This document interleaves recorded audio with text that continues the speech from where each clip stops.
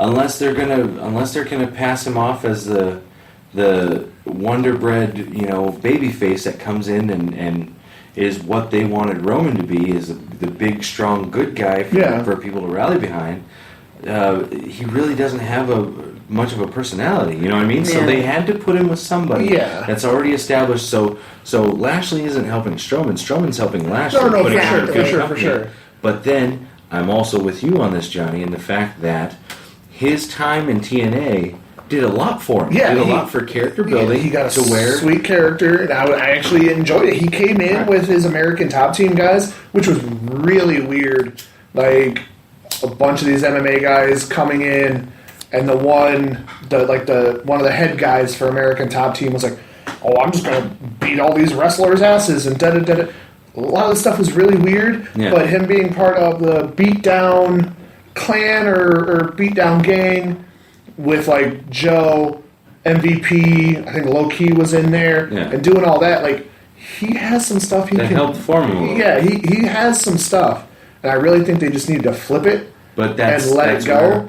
And he needs to lose the headband because he keeps the damn thing on the whole time, and that man has no hair. Right, and that's where I kind of see it going in the fact that right now Strowman's pulling him along. Yeah. What's to say, because Strowman doesn't have anything going on either besides just a quick turn out of nowhere. Have Lashley turn. I like it. And him and Strowman got a thing going, and it's just two beefy bastards knocking each other down. Very similar to the amazing series of 7 that was Sheamus and Cesaro, where it was just two big dudes beating the shit out of each other. Right, exactly. I fully agree that should be an end case. And that would be more than welcome. So I am looking forward to that being a possibility.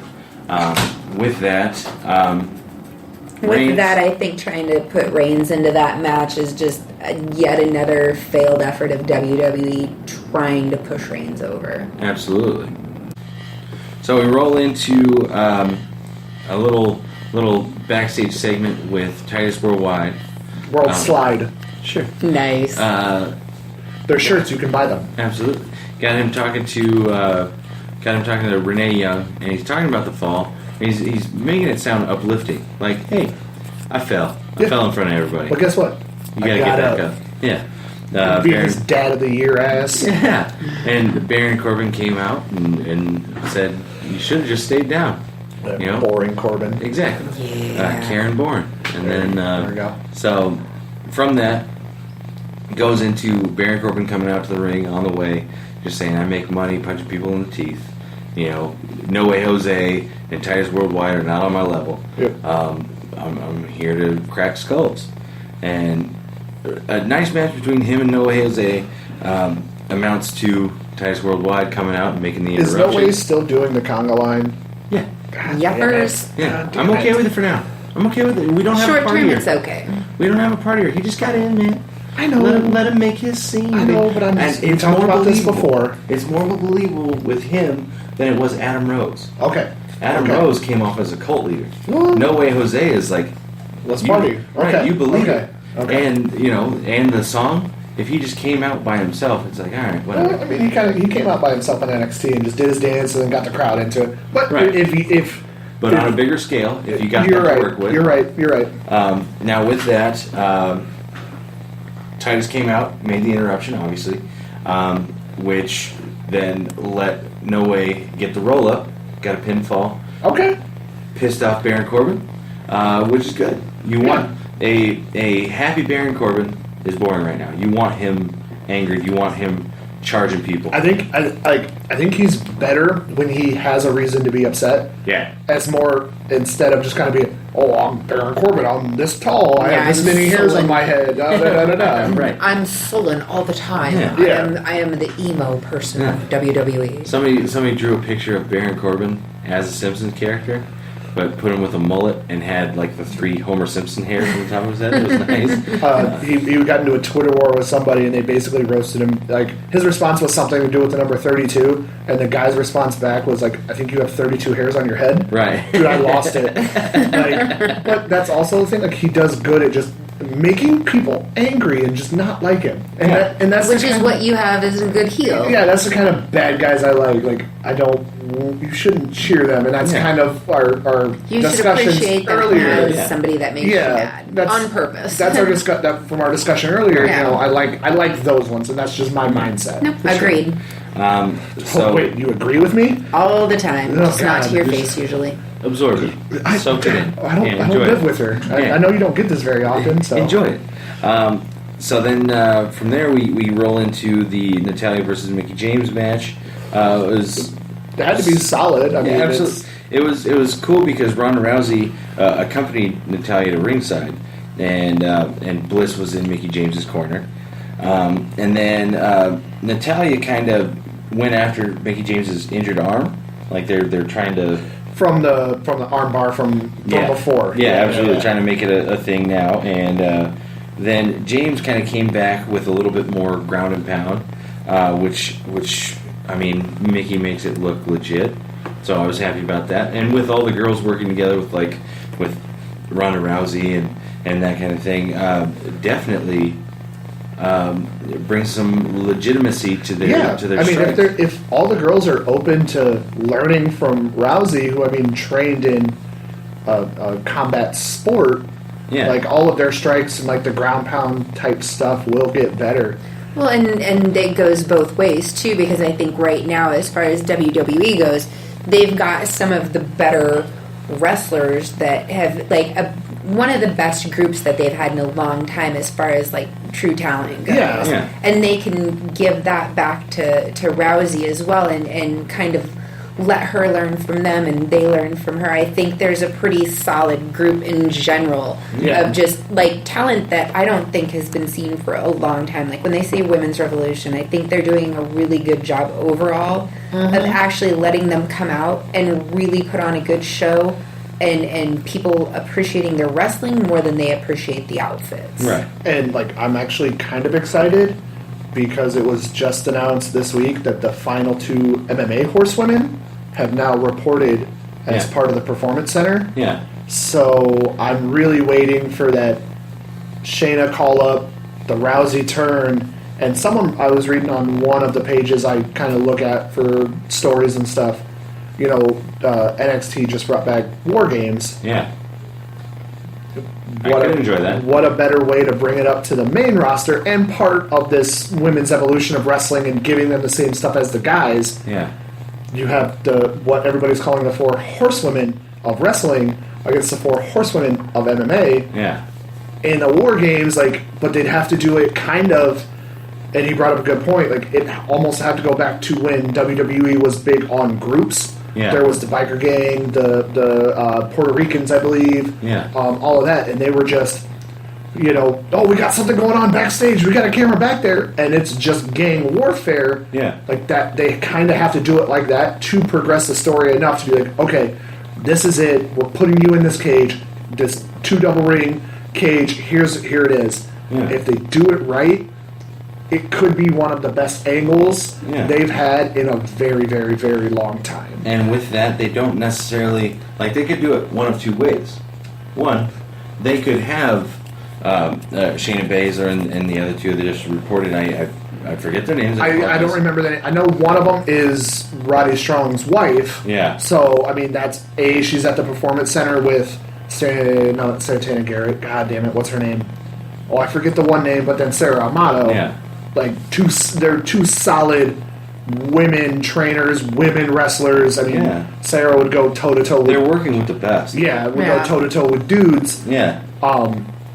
And they have their elite level for being MMA. They're just it's really exciting to see where this can go. Yeah. And I'm really excited to see kind of where it progresses. Right. If it's a slow burn, I really hope it is. I hope they don't try to kickstart it. Right. So yeah, right. Don't jump into it too fast before everybody's talents are properly refined. Right. Yeah. But they could go one of 2 ways. Did you say refined? Well, Either way. Yeah. They could go one of 2 ways. They have Shayna and the other 2 being a part of say a one team versus another in War Games, and maybe the other team has 4, and Shayna says, well, we brought our secret weapon, and Ronda comes in for that 4th spot, and then you have those 4 versus whatever other 4 they put them against. and then possibly Ronda just pulls them with her to Raw. Yeah. Or they go the route that they're currently going and just have Shane and the other two versus a team of 3 and continue on this route of what they've been going because they've gotten here because they don't need or they haven't had to bring in Ronda. Yeah. So keep it those 3 and then at a later date, Ronda brings in Shane and the other two as her backup and they form the 4 horsewomen on Raw. Truthfully, my dream scenario for this is they're setting it up and maybe not all 4 of them decide they want to do it. Of the MMA women, maybe one of them gets hurt, whatever, or maybe they're taken out. Yeah. Well, what are you going to do? 3 on 4, this, that. You sign Tessa Blanchard, and she is on the opposite team of Flair, and then you can go into Tessa and Flair of the 2 women from the actual 4 horsemen going at it. Tessa? Yes. I want Tessa Blanchard. Yes. I want to say I heard something of her. She going did. to TNA. She did. But if they slow burn this, how long? How long's her contract? Right. Whatever. She is dating Ricochet, so I think it's just a waiting game for that. Okay. And she's only I didn't realize this. She's only in her early 20s. Yeah. Okay. But I really, ever since this 4 horsewomen thing of the wrestling ones before the MMA came in, I really was always trying to think of a way to incorporate Tessa into that, where maybe it turns Flair, Tessa, and Sasha or Bayley, right, or Becky, right. Just one of those other ones turns, and then the one who got turned on's got to find somebody, or the 2 bloodline horsewomen, go off on their own. There's so many options that could all turn out really good. There's something there if they get her there. If they get Tessa in, there's something there that I think could have a really... There's so many moving parts. Yeah, but I just really feel there's something there that could be really cool and a really different story. Absolutely. Well, I think there's finally a big enough roster of true women's talent right now. They could do a billion different things with so many of them, which is, I think, really the first time in a very long time that they've been able to really put something amazing together, not just a bra and panties match. Yeah. Now, and that's exactly it. Right now, WWE has such an intricate and amazing well to draw I can't from. say that word. Fair enough. They have such a well to draw from that WWE would literally have to go out of their way to figuratively shit the bed. Yeah. It is not unheard of. I mean, unfortunately, they've had all the tools in their arena before, and they've looked past and go, "No, this is better." No, it's not. Yeah, you have so many other things to use. Why not use any of that? And no, we're good. Just off the top of my head, looking at their roster, there's only 2 that are on their roster now that aren't super, super, super up there solid performers. Yeah. Their characters are good, but I personally just see 2 that are just on par with everybody else. So it's just super crazy to see that their men's roster is super stacked and even more stacked down in development, and the same with their women's. Their women's is super stacked and even more stacked down in development.